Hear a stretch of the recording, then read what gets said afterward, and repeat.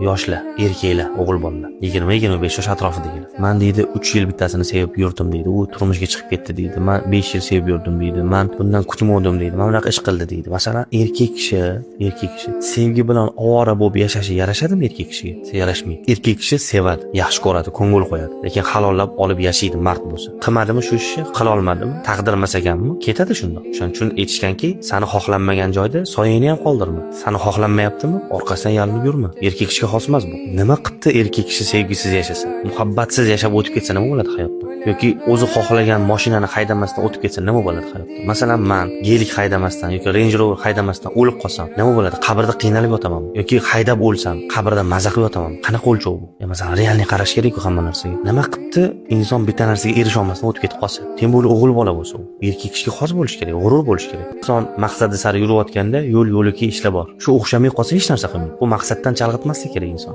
Xuddi sevgi, muhabbat, oila, mayda-chuyda muammolar bilan turib qolish o'rnida mana shunga o'xshaydi. Inson hamma narsadan kecha olish kerak. Inson doim yolg'iz qolishga tayyor turish kerak. Mana bu haqiqiy erkak kishiga, aqlan sog'lom bo'lgan odamga yarashadigan ish.